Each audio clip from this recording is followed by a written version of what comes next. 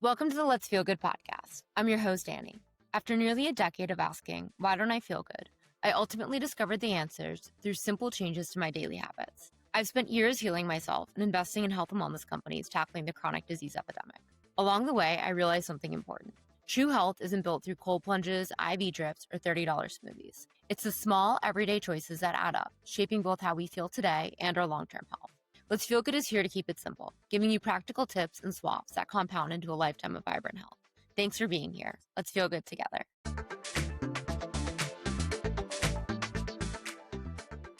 Welcome back to the Let's Feel Good podcast. I'm excited to be here today with Hilary, the co-founder of the Sabi. The Sabi is a wellness brand dedicated to supporting women throughout every stage of their hormonal journey, from preconception to motherhood to menopause, as well as everyday hormonal changes that we all experience. In this episode, we're going to dive into all things hormones, Hilary's personal journey with endometriosis, common hormone imbalances, and how lifestyle shifts can have a powerful impact on our health and our well-being. Thank you so much for being here today. I'm so excited to have this conversation with you. Thank you, Annie. Me too. I'm really happy to be here. Thanks for inviting me. Yeah, you have an awesome brand. I'm a huge fan of the products. I actually drink your tea every day and use your face oil. So this is going to be a fun conversation. Yay!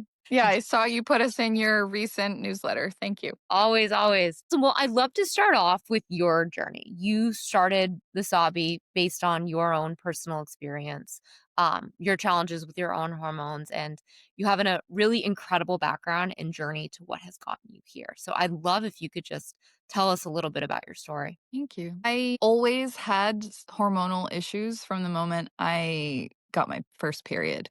I didn't know it at the time, but I was only diagnosed a couple of years ago with what I now know was almost a 20+ year struggle with adenomyosis, which is a sort of like a type of endometriosis, where as opposed to the tissue growing externally, it's growing into itself. So the endometrial lining. And it has a lot of similar markers. It's consistent inflammation, but also a lot of pain. So I always dealt with difficult periods. And they caused me to miss school and social events and work and things over the years. But I also, pushed through that like a lot of women do. And it came to a head for me with, I guess it's like a combined hormonal and health crisis that linked in with chronic migraines. And it was around my mid-20s, and I was working in the corporate world, flying all over Europe, sometimes up and back from Amsterdam to London or Brussels within a day, and just grinding really hard. And then I would get these migraines that would take me out for a day or 3 days. And it got so scary that I was one time in a taxi coming home from a business trip and almost like blacked out and vomited from the pain. I was thinking, what if that happens to me in public? Or, this is really frightening, and I need to seek help for this. And I had already been through the normal system in terms of being a young woman who goes to the doctor and has intense period pain, and they just tell you that's what it is to be a woman, or you can take hormonal birth control and that will control your symptoms, and that's all. You don't need to worry about it beyond that, which is awful because that's the first time most women are having any kind of interaction with an OBGYN is because something is wrong, right? And you go in and you're told that's just part of it, and here's some synthetic hormones to control your symptoms. So I had been on synthetic birth or hormonal birth control already for at least a decade, and didn't know that actually the migraines could have been a complication of long-term usage.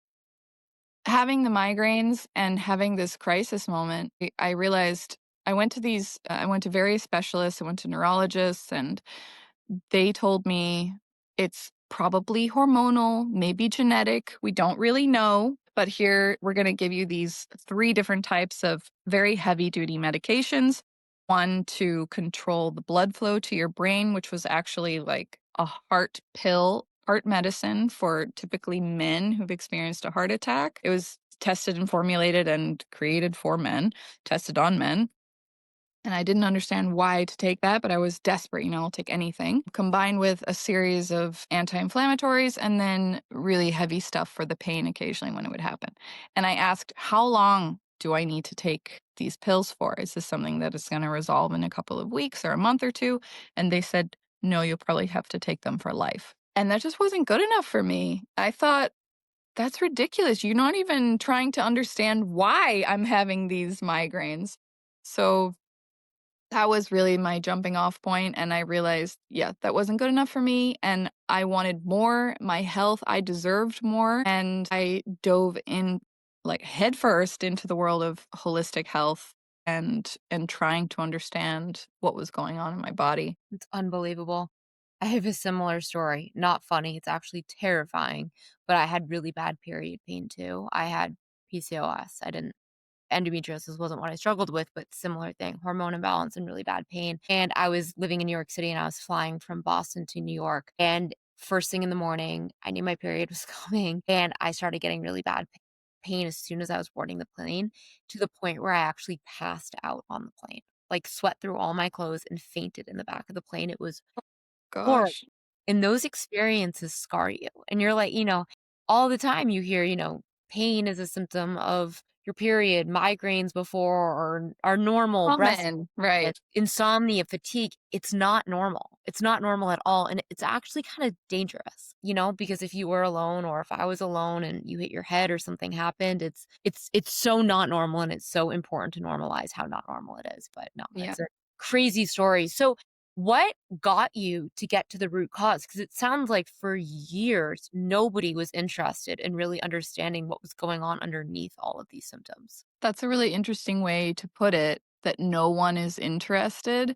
And I think that kind of touches on this victimhood permission component of our health, where it's like it has to be really bad and for someone to care. But who has to care is you. You have to be your own advocate in the situation. And yes, women's health needs more attention. And absolutely, we should have better advocacy for women. But ultimately, you are the one who's sitting there, and if you say, "This is not good enough for me," or "I'm in pain," and you don't take it sort of, sitting down or lying down, that's the first step, and I think that ties into something that we were talking about earlier in terms of the type of woman who's having a hormone imbalance, and it's definitely part of my, yeah, personality and makeup. Something I still struggle with is pleasing or being this super high performing individual who's setting the bar so high. And when you're told that pain is just part of your experience and it ties into, goodness and doing well, definitely ties into not speaking up, not being the one who's causing a problem, being the one who's resolving the problem. That all ties in deeply, I think, to the experience and frequency and prevalence and depth of a hormone imbalance, because it also involves, like, silencing your body and silencing your voice. So if you're not listening, oops, sorry, my dog's coming out.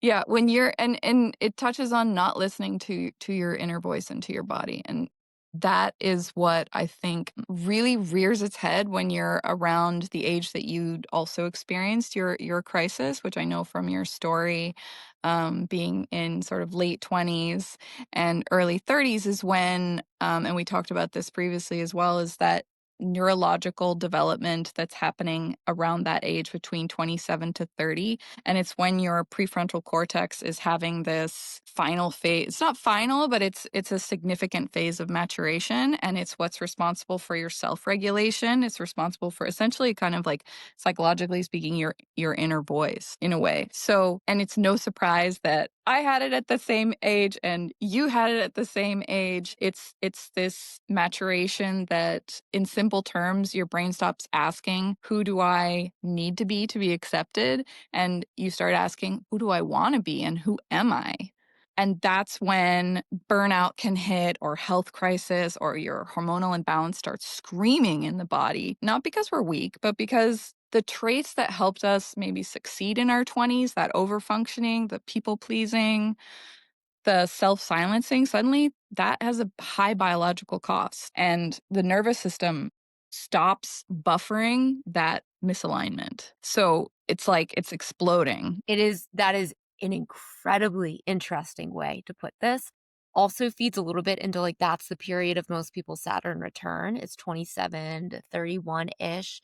You go through these massive transformations in your life. Yes. I'm I love the Saturn return, and that's how I also used to refer to it, but now I've coupled it more with the scientific neurological aspect, because when I discovered that, I was like, "That's yes, that's so powerful." I love when there's some woo-woo thing that then has also a strong scientific evidentiary backing. So, totally. yes, your Saturn return slash prefrontal cortex settling, it's 100% that. So that's when, careers might start to feel hollow or relationships feel tight and your old identity is like, it's itching. It's not because you're lost. It's probably because your nervous system is just no longer available for these essentially what were survival based choices. What's really fascinating too is that the root cause of a lot of hormone imbalances, obviously chronic disease,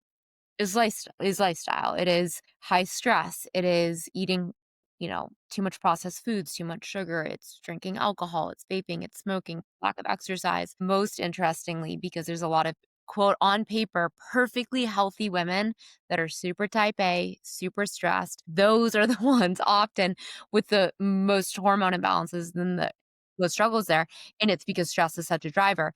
And I think going back to what you said, what's really interesting is that profile of woman, and I certainly fit into that as well, is for so long I was living in my head and not my body. And I was push, push, push. I have to be successful. That will make me feel safe in this world. Or I Yep. have to, be good. And by being good, I can, push myself to these limits and achieve all Yeah. of these things. Totally dissociating from my body, totally overriding the need for rest, the need for, women being cyclical. Like we have 4 seasons every month. We need different things from foods to rest to movement to Yeah. social interactions. Um, and I think that you can, as exactly as you said, you can only get away with that for so long. Like you can kind of just ignore your body and ignore the signals it's trying to tell you and slap birth control on it or slap a medication to cover up the skin issues or pop Advil when you have really painful periods. But as you said, there is a point where the body says enough. We Yeah. cannot take this anymore. And I think it screams. It whispers until it screams. Absolutely. And some women can get away with it for much longer, That's sort of how it is. And I don't think if you can't, that's not a weakness. I think if you're labeled as like being sensitive or having a sensitive system or a sensitive body, I have learned to embrace that sensitivity because it's exactly the thing that's allowed me then to become a product developer to help women to deal with the symptoms when that does become an explosion. I think of myself in that way as like a canary in the coal mine. That sensitivity is also a strength for me. And yeah, it's interesting that like type A concept of the woman who's having the burnout, who's having the health crisis, the hormone imbalance. Yeah, type A isn't really a personality, it's a stress strategy, right? And often it's learned in childhood. It's like high functioning, which might have been linked to people pleasing for you, form of threat management, that it's about staying safe through staying useful or good. Yes. Yes. Might have just been, your and I love the idea that like no child had the same family experience. So being the eldest child versus the middle child and how their relationship was with that parent or not. And you touched upon these like root causes and our lifestyle inputs and environmental stressors and all of these things absolutely play a role. But you actually talked about it in a previous podcast that I listened to of yours where you touched on unintegrated emotion as really being an important, well, if not the root cause, certainly a significant cause. It's hard to pinpoint what exactly caused your hormone imbalance, and actually trying to chase that is like, trying to catch raindrops or some other metaphor for quicksand. It's yes, you can and absolutely should fix all of the upstream factors that you can control, but that element of of inner peace and looking at charged emotions and unintegrated emotions as potentially root cause is essential, because that, this kind of might be a little bit trite to hear, but I'm sure we've all heard it now in this like wellness saturated culture, that you might keep getting a lesson until you've learned the lesson. And that's the truth for our nervous system and our hormonal system as well. And when the body is speaking, it might go right over your head if you're dating the same guy over and over again, and you're having, even though he's a different guy, and you're having the same end result where it's like, oh my God, he cheated on me and we fell apart and this, and it's a different guy, but it's the same story. It's a similar situation with your nervous system. At least it was for me, even though I left corporate and experienced such profound shifts through food. And that was my first, like, of the tree of things that were like fruiting for me to pick from. My lower hanging fruit, which I pursued intensely, was food shifts. And we can talk more in depth about like eating and choices about diet and food later, but essentially that made such a immediate and profound impact that I felt like this is it, this is the way. And so I became a holistic nutritionist. I got super into it, and then that led me to become a chef and a restaurateur. I had a plant-based restaurant in Amsterdam, multiple locations, and it was super successful. In 3 years, I had served 750,000 meals. It was really intense, fun experience, but the signature of it was the same. Like, the story was the same. It was the same guy. I was still doing the same things that led me to have that crisis moment when I was in corporate, even though I changed my outfit, I changed the guy, we moved apartments, but the story was the same. So Explain the story. okay, the story was I was still living in grind culture. I was in my mind, and I was still going for, all these metrics of businesswoman, and I want to do this by this age, and I'm going to have that many locations, and it's not that those are bad things. Those are great goals to have. But it was ultimately, it's down to, is this journey authentic and real for me? Is this right for me? And is the way in which I'm going about it also balanced, healthy, and authentic for me? So what was true for me was that it was an authentic path, because I was helping people to eat healthier, essentially, right? But what wasn't was that I was still ignoring all these signals and having all kinds of, like, still having flare-ups, still having the occasional migraine, working so hard. I was working in the business, on the business. I think my longest stretch was like 3 weeks straight without a day off. Oh my God.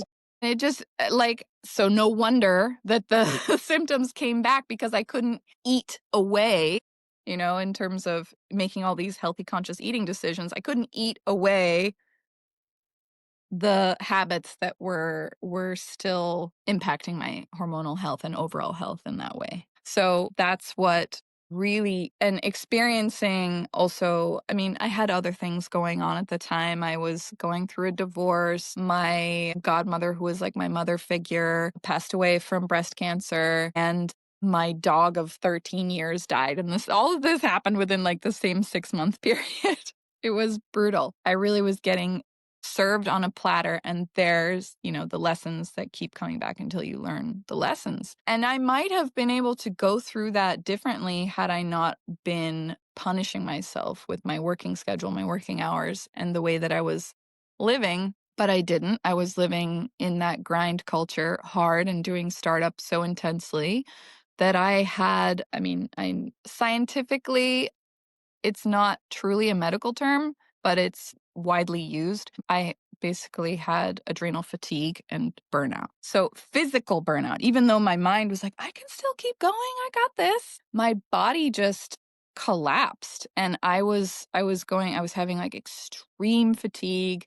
And so that was my wake-up call for the pebbling and the rituals of self-care that are foundational. So no matter what you're going through, whether it's depression or anxiety or a life crisis, external or internal. It's those everyday rituals of self-care that are foundational and will both help you feel better and help you to rebuild. But it's so counterintuitive because as women, we feel that we have to like earn rest and earn care, and then we don't give it to ourselves that, you know, someone needs to see me or care for me. But no, we have to, it starts with us and the changes with us. And that's true independence and true power is those foundations of self-care.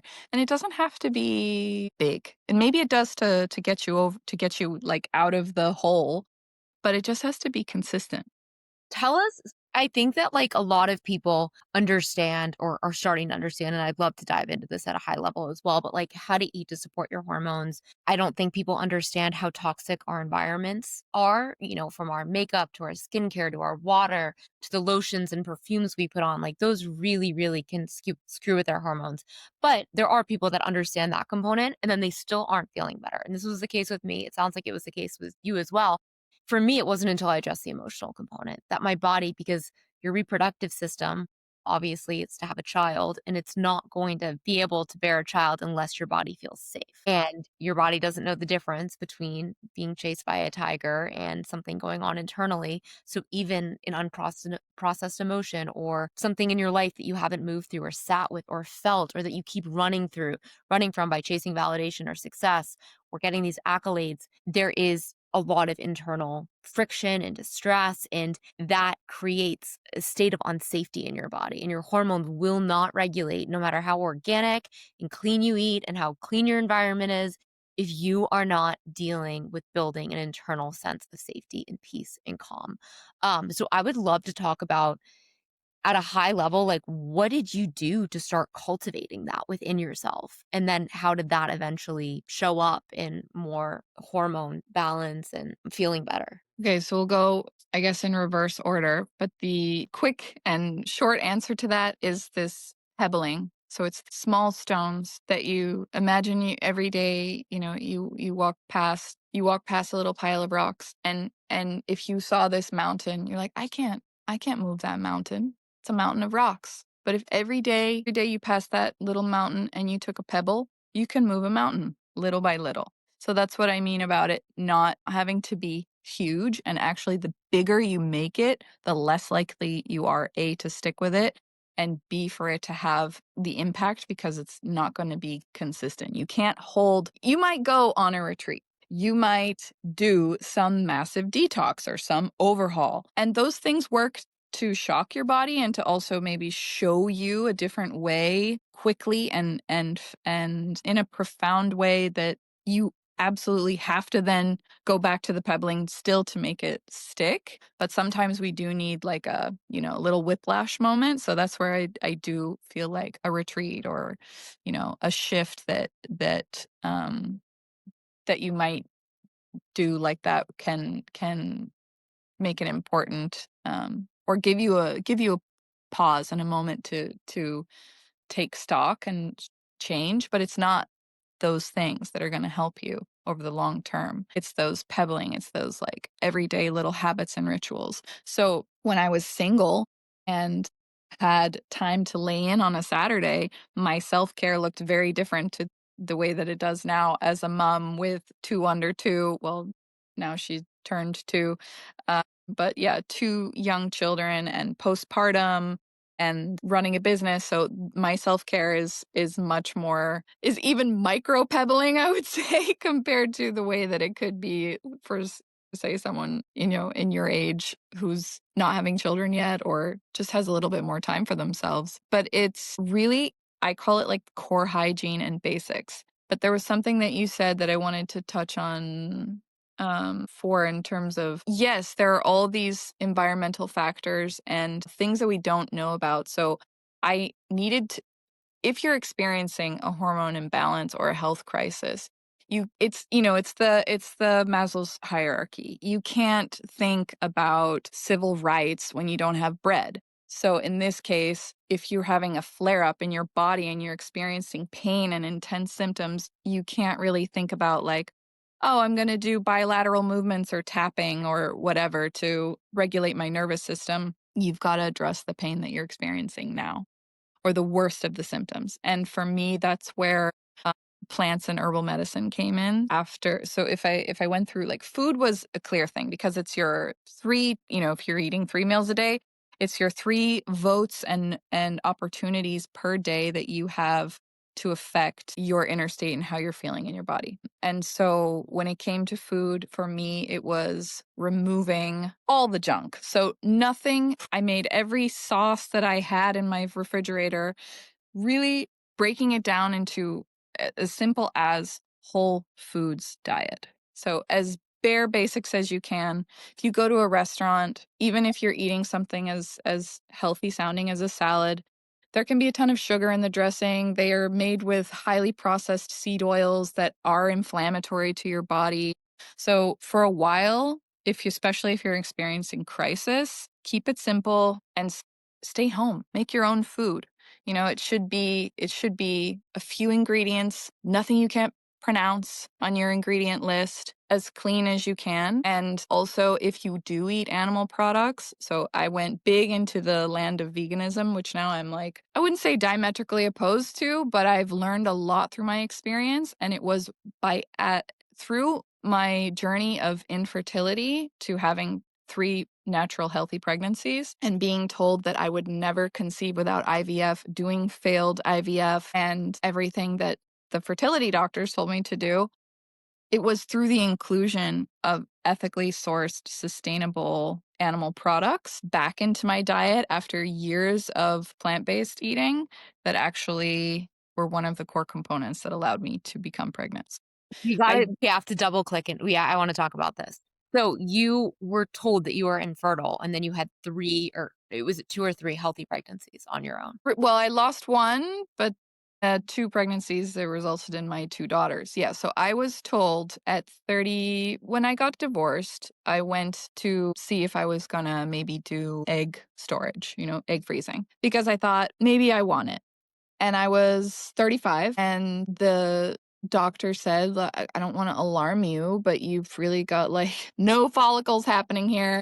And it's not looking great for you. If you want to get pregnant, you'll most likely need to go through fertility treatments. And I thought, okay, that's not great news. And maybe I should be freezing my eggs. Then subsequently, I met my now husband. And for him, it was very clear he really wanted children. I was considering what I had been told and my age. I was thinking, maybe I won't have them and I'll be okay with that.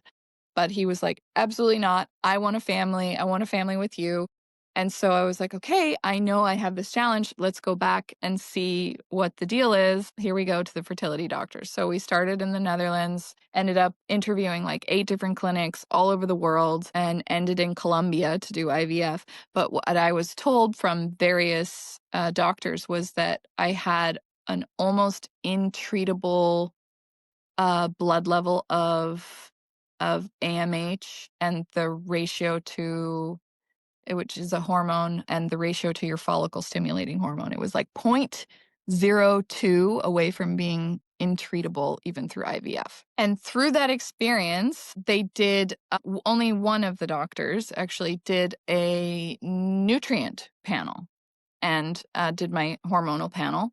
And when I saw the results, I was like, that looks weird. These are really low. And there were some core nutrients that were, yeah, from a functional medicine perspective, you will not get pregnant. A functional doctor would be like, these need to be like 30 points higher.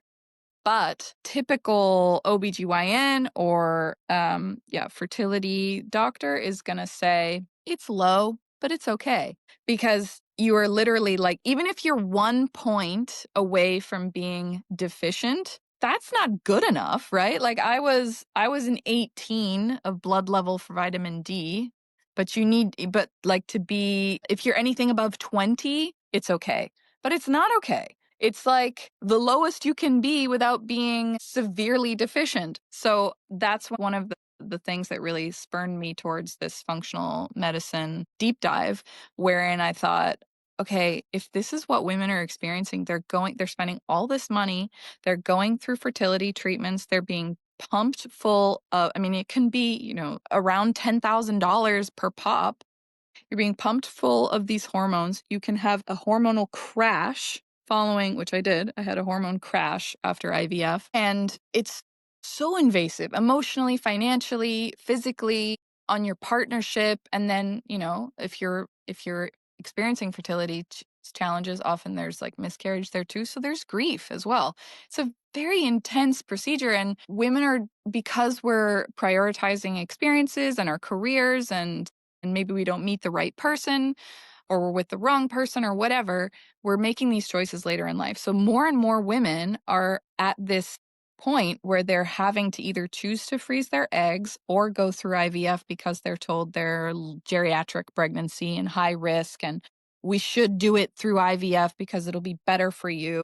I mean, I heard all kinds of things, and I've heard these stories as well from women in our community. And it's for a lot of women, it's just not true. You might need to just fix some very core basic things, like remove the endocrine disrupting chemicals from your shelf, from your kitchen counter, and from your bathroom counter, wherein the biggest offenders to our hormonal systems are living right there on our kitchen shelves and our bathroom counters. So these, you know, It blows me away that there are so many women, even women with like PCOS, which is a metabolic condition, and it is definitely reversible through diet and through lifestyle and through stress, but that go to their doctors to try, they can't get pregnant. They go to their doctor, immediately go to IVF when they never look at what is the root cause, how do we balance the hormones, and then allow you to have a very healthy pregnancy naturally. Like, we should be able to have healthy pregnancies all throughout our 30s and our early 40s. And it is crazy to me that at like 35 years old, you become high risk. It is so not true.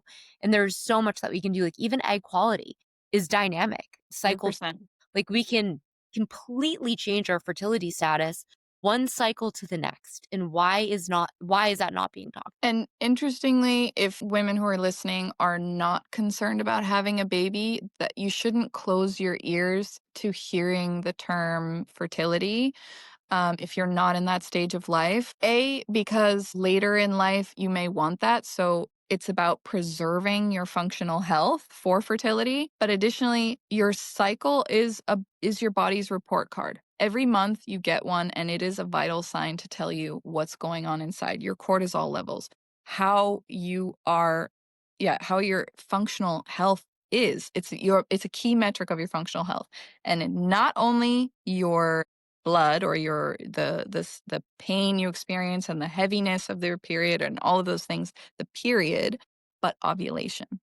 So if you are not ovulating, then you're not having a healthy cycle. But we focus so much on the pain part of it and the discomfort part of it, because that's, that like luteal phase to period is what we think about in our cycle. But your cycle is preceded, or the midpoint of your cycle is your ovulation. And if you're not ovulating, then your functional health is off. Something is off. And that's what's happening with women with PCOS often. Two questions for you.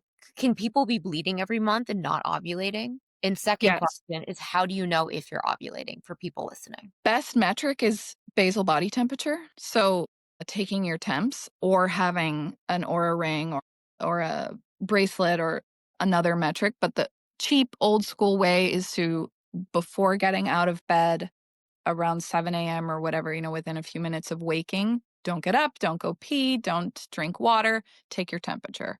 That is like the cheapest and easiest way. But the fancy way, and the lazy fancy way, is Aura, and then combining with an app to track your data. But you can also just go old school with a temperature and a notebook. I mean, it's totally accessible. But that, your temperatures, and then combined with a lot of, I think there's so much misinformation out there. When I started tracking, I would go for the strips, the LH strips, but I was never, either I wasn't ovulating at the time, or I was just always missing the peak. So I was, in a way, they're just not reliable. I would use them as the secondary tool. So if you see your temperature start to rise, then use an LH strip, but not the other way around, because I think they're much more reliable. What was the other question about ovulation? Yes, you can bleed and not be ovulating. Is that like withdrawal bleeding on the birth control pill, or people not even on? No, you can just have an ovulatory cycle where your ovary does not release an egg, but your body still prepares for the egg, so your endometrial lining still, like, fluffs up and is ready to receive the egg, but there's no egg, and so the shedding can still happen as normal. Yeah, it's super important to have to monitor Both your things. yeah, exactly, in the health of your cycle, like the severity of your PMS or breast tenderness or pain before your period or spotting, those are all such even the length of your period. Like, you wanna have a good flow for what is it, for 3 to 5 days, I think, but you don't want it too short, you don't want it too long, it's real Right. Too heavy, too long. I had both. I had heavy and long, and now I know from I think I heard you also moved to having super regular 28-day cycle again, and that happened to me as well. And so much of what our report card, right? Our cycle is on our inputs, and the inputs are visible through the degree of inflammation in the body, which when it builds up, that's when you get imbalance or crisis, health crisis.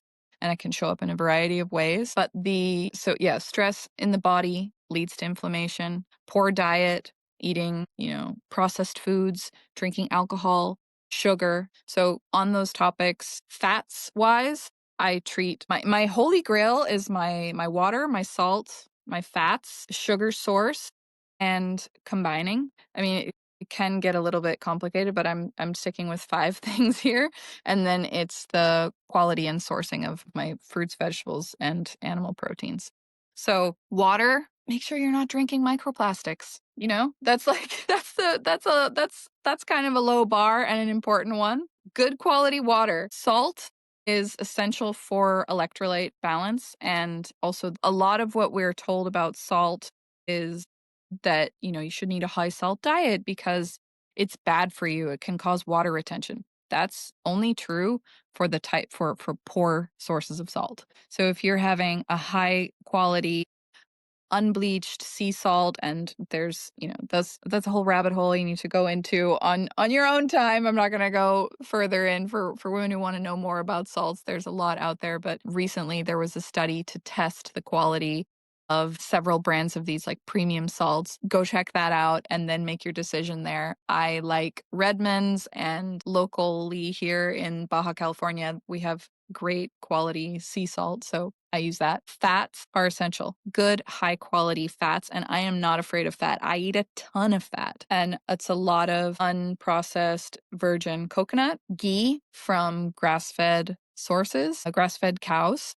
which is clarified butter, for those who don't know. Whole butter, if you can find great quality grass-fed butter, avocados, and extra virgin olive oil, but do not high temp cook with that. Save it for your salads, for your dressings, for your dips, for your hummus. Try not to heat it. If you do heat it, low heat. Observe all the smoke points and there are different temperatures of smoke points for these oils. But if you don't want to think about any of that, just remember, ghee you can cook with, coconut oil you can cook with, but if you're gonna heat it, or if you're making a dressing or whatever, then that's where you lean into the olive oil, because you don't want to cook that. Because immediately when you don't respect a fat's smoke point, and this is like chefy nutrition geekiness, you're changing the structure of the fat into an inflammatory fat. So it goes from being like super good for you to inflammatory. So that's why you want to respect the temp and the smoke point. 4. What did I say with my fourth? I remember 5th were my fruit and veg sources. Oh, sugars. Yes. If I'm eating sugar, I try never to have liquid sugars. Or if you are having a liquid sugar, so a juice, or, try to pair it with fibers, fats, or proteins. So you give it something to bind to and slow down the release of that sugar into your bloodstream. And all of this is also to respect your insulin health, and and that is because insulin health and your metabolic health, which are very tied to your inputs, are foundational when it comes to a hormonal imbalance. So PCOS, metabolic, endometriosis, whole body inflammatory condition. And like we mentioned earlier, inflammation is also the source of basically most disease and discomfort in the body. When it gets out of control, that's when you experience the crisis. But it doesn't happen overnight. It's these inputs and what we're exposed to. So that was food. I have a question for you on sugars. The difference between a cane sugar, syrup, a high fructose corn syrup, which I know we all should not be eating, but the difference between like a cane sugar, even an organic cane sugar, and a natural source, like honey, maple syrup, coconut sugar, is one better than the other, or is sugar just sugar? Okay, both is true. Sugar is just sugar in one sense, in that if you look at it from an insulin perspective, it causes an insulin reaction and you will have a blood sugar spike.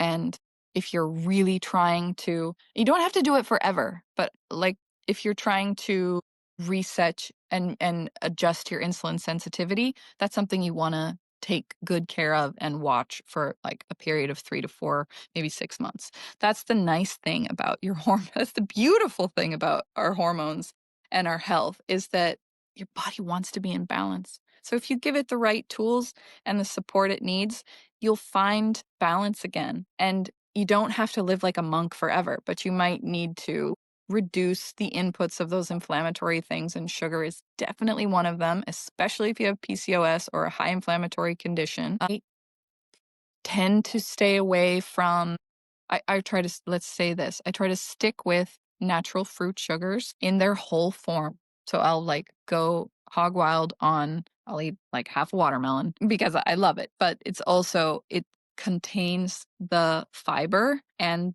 vitamins and minerals and it's hydrating. So it's like, what are those gels when you're running a marathon?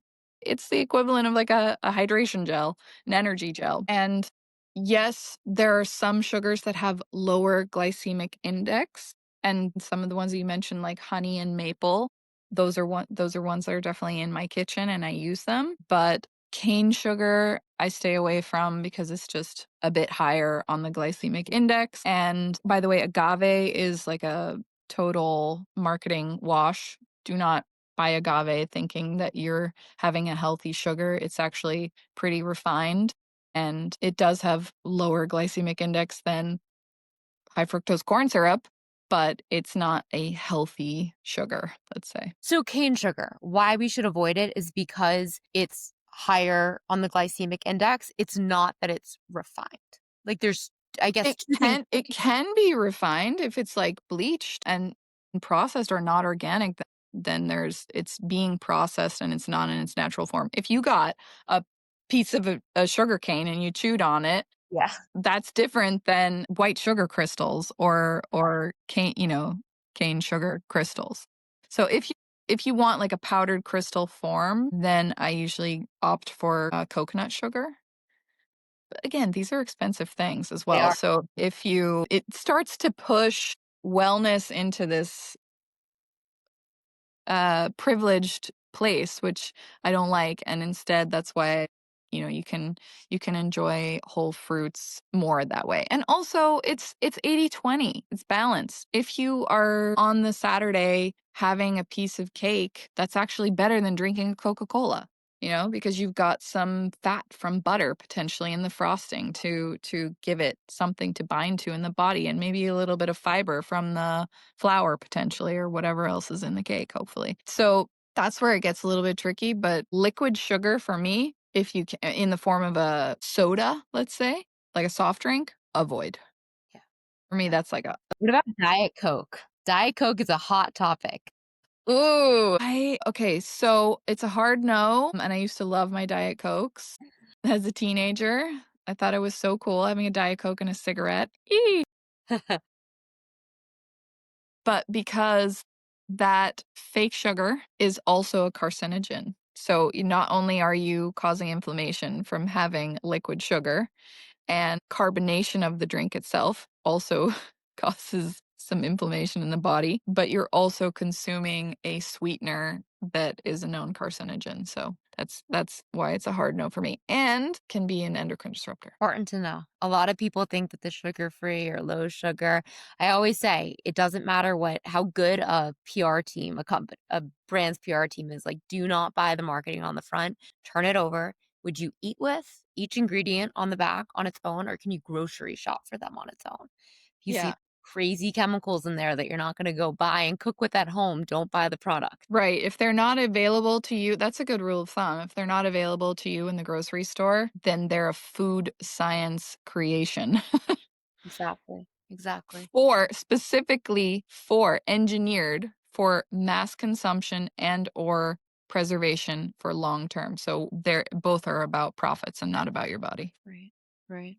So important. And I think it's important too. It's like there was such a narrative, in the 90s to fear fat. Fat will make you fat. Don't count your calories. Eat real whole foods. Like I don't know if you know the brand Nutso. I'm obsessed with it. It's a 7 seed nut and seed butter. There's no added oils or added sugar. It's delicious.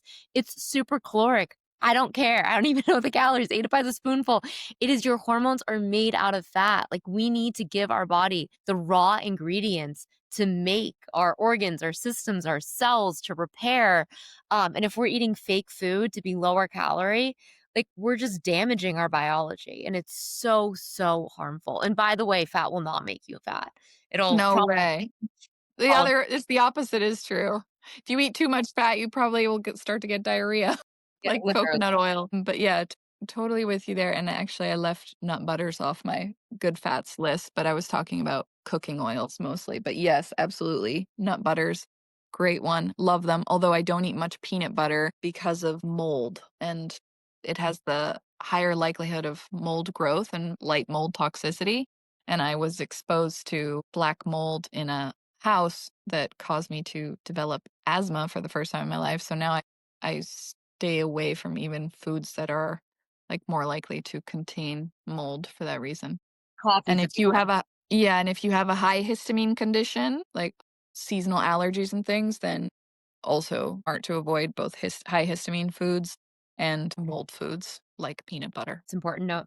All right, let's dive into number 5, food source.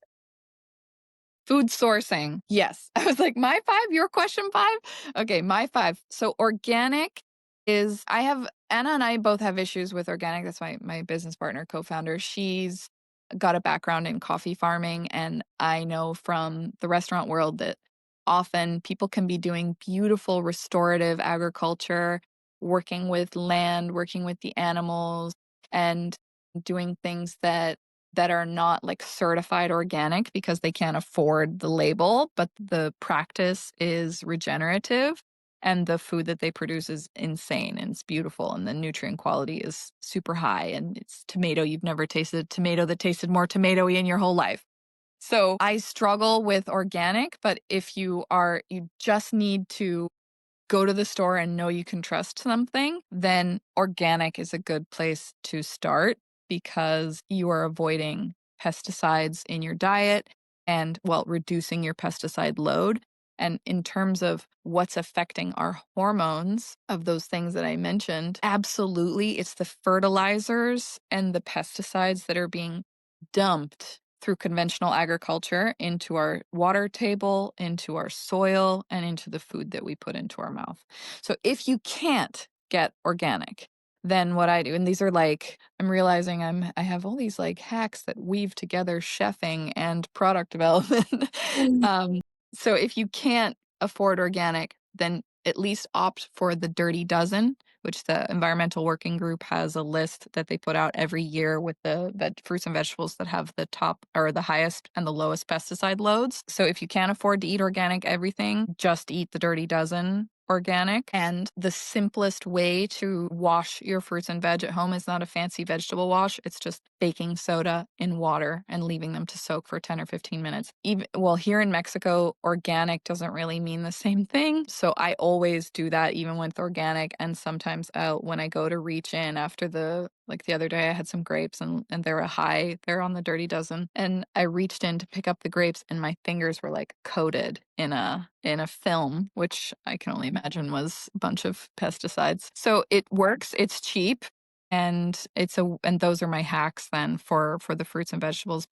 Those yeah, reducing you really want to reduce all the things that are going to literally disrupt your hormones just by, you think like an apple, a non-organic apple, okay, not one, but it's the stacking of all of these habits together In the same way that the stacking of the habits together leads to positive benefits, it equally deteriorates our health on the other side, where it's like my husband is a mathematician and programmer. And so when I talk about something, I really have to have my stuff together in terms of like the proof and the numbers. And, I'm saying like, don't put that plastic thing in her mouth. It's dose dependent. Tell me what the real impact is. And I have to go and get the study and show him, and I have to make sure it's a high quality RCT. And I have to be really responsible when it comes to like proving my point with him. And some of these volatile compounds and some of these microplastics and some of these pesticides, there is no safe amount.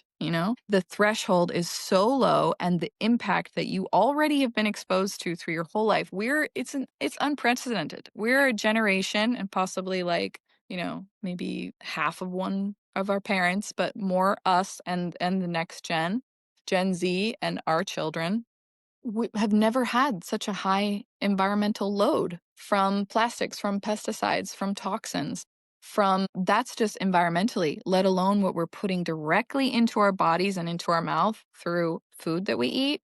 And additionally, what we put on our skin. So, our skin is our largest endocrine organ. You think of it as a barrier, but it's that barrier function is immunological, and it's absorbing at least 60% of what you put on it and then accumulating in your organs if it's something horrible like a pesticide. And these impact our reproductive health. Everything from the conditions that we experience on a monthly basis to our ability to bear children and to have healthy children and to feed that child in utero well by building a strong and healthy placenta. So it's far reaching, but it's not a total loss. We can do so much to reduce the load. And that's why the sourcing for me is important.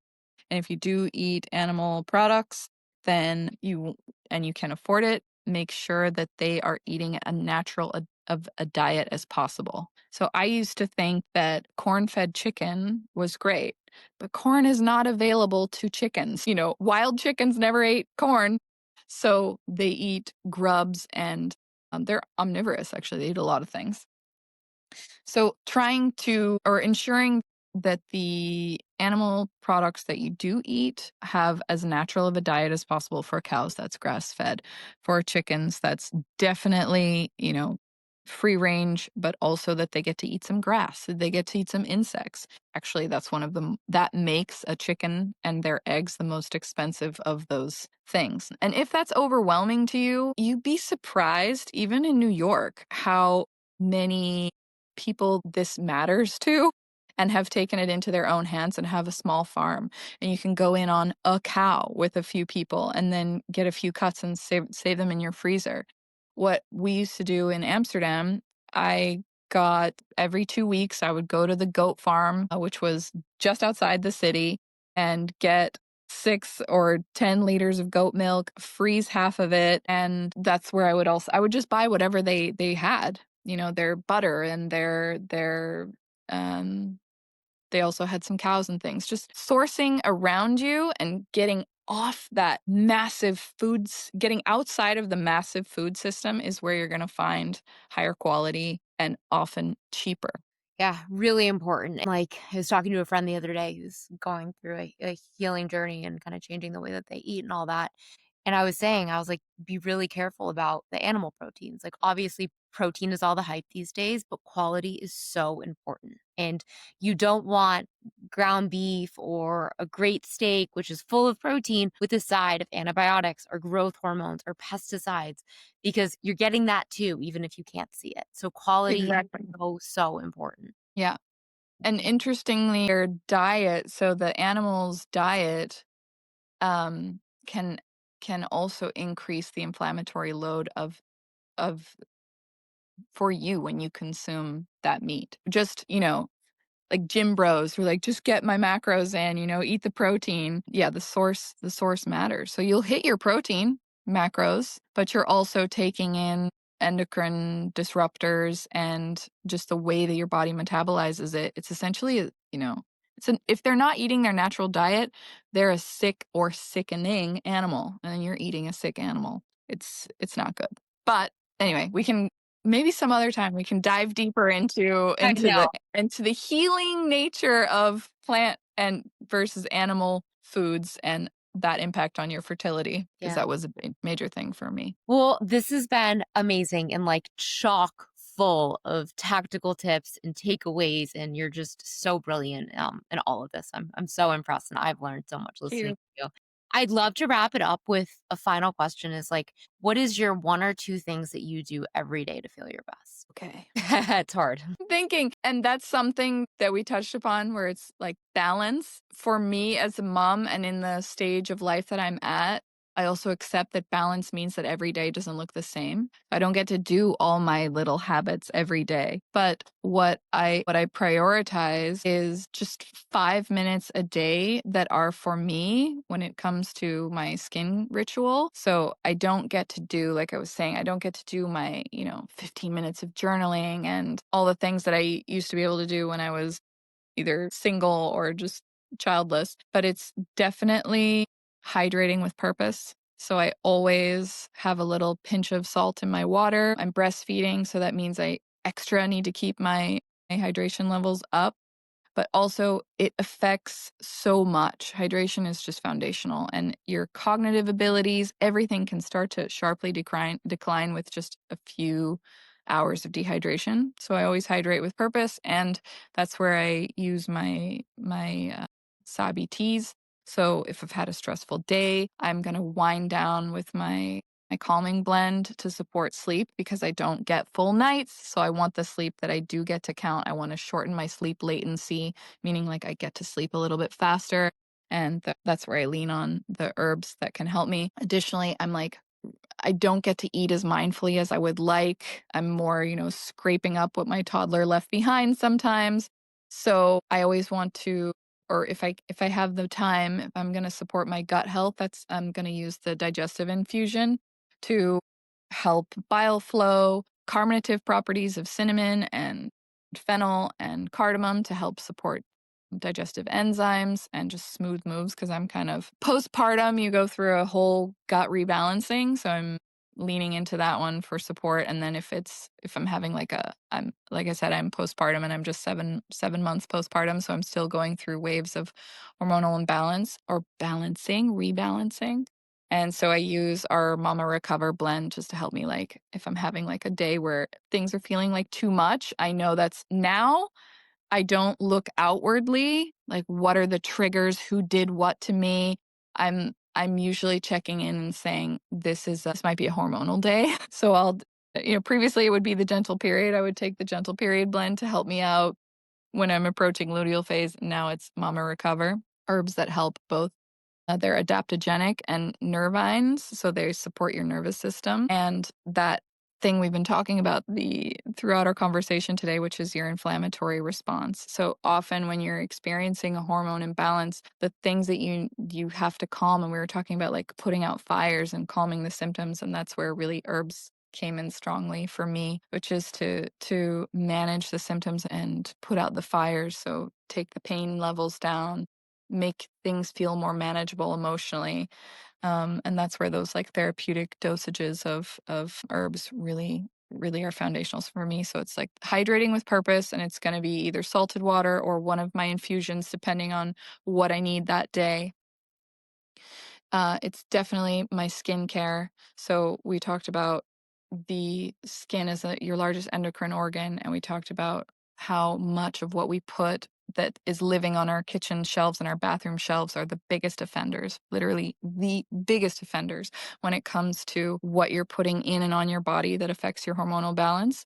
So for me, it's got to be all natural. We go the extra mile with things being prebiotic. So taking care of your dermal microbiome, which is there's a lot of emerging science about this gut brain skin axis and how your skin health is also. So for me right now, I'm having like postpartum acne as a result of also the additional like hormones rebalancing and managing the inflammatory load that I already have just from my hormones rebalancing is inside and out, right? It's my inputs and it's also what I'm putting on my skin. So that's why our whole line is also all anti-inflammatory, and that can help to calm when you're experiencing skin symptoms that are cyclical. therefore hormonal, therefore probably inflammatory based. So anti-inflammatory and all natural skincare, that's my must. I have to do those things. And third is breathing. I need to every day check in and give myself, even if it's 5 minutes of meditation, ideally 15 minutes at the end of the day. That helps me to unwind, to reset my nervous system. And like I said, all of that is often to support right now what is foundational for me, and that is getting a good night's sleep. Yeah. Amazing. Those are really good ones, and I'm gonna go buy that salt and dig into the research because I did not know about that. Amazing. Well, this has been an incredible conversation. Thank you so much for coming on, and sharing all of your wisdom with us. Where can everybody find you? So www.thesabi.co is our website where you can find our whole collection of functional herbal remedies and the all natural skincare. Additionally, we're on Instagram and hopefully soon launching a blogcast where we're transforming some of our most popular blogs that the community loves on the topics that we've just discussed today, with everything from the IVF crash to your hormones and pollution, and taking our doctor collab blogs into audio form. Awesome. I'll be sure to check those out and share them with everyone. Well, thank Thank you, you. Annie. Thank you for coming, and we'll have you back soon. Bye. Cheers. Bye.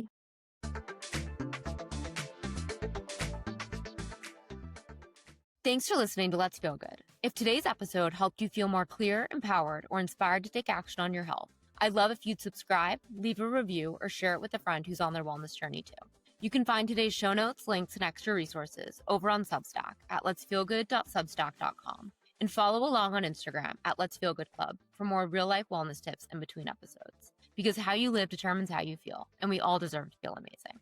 See you next time.